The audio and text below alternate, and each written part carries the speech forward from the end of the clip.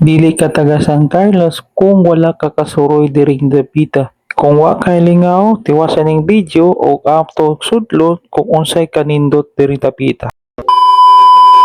For today's video mga idol, na daymi diri sa Center Mall sa San Carlos City, Negros Occidental, kung asa nimo makita ang pinakanindot na mga Christmas lights diri. Medyo ngit-ngit lang jud ni diri kita kay tugod walay mga suga nagsiga o ang makita lang jud nimo mga nindot na suga. Daghang nindot na makasuruyan diri sa Center Mall San Carlos, Negros Occidental, pero ang among napilian jud na suruyan kani ang naay Castillo na ginatawag nga Paseo de Flores. Private property day ni sa San Julio Realty.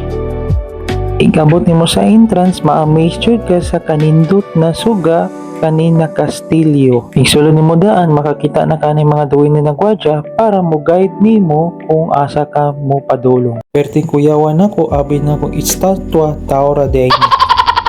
Naasad sila Christmas village decoration.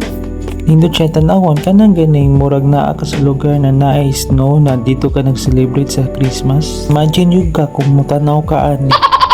Di dyan mawa ang Christmas tree kay mao ni naghata og symbol of Christmas. Na ang sakayan ni Cinderella pero wala siya diri kay wala pay alas 12. Galakaw-lakaw sa ako diri while gatan na ako sa mga manindot na suga diri sa Paseo de Flores. Linggo sa daw sila kay gikapoy na sila siglakaw. A few moments later. Balik mi sa mong pagsuroy-suroy namin nakita mga manindot na tree o uban pa o ang pinaka-nindot diri ang kaning fountain. Kasi selfie mi diri o ako pa jud ni giusbat para dagan mig memories. And a partridge in a pear tree.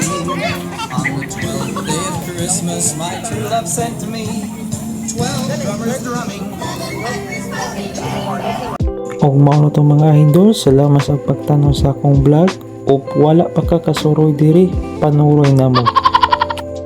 Muhanyo na lang ko nang i-share ning kanina video para naay daghan makaibaw na naaday nindot suroyanan diri sa Center Mall San Carlos, Negros Occidental. Mauro to mga idol, hanggang sa muling pagkikita, paalam!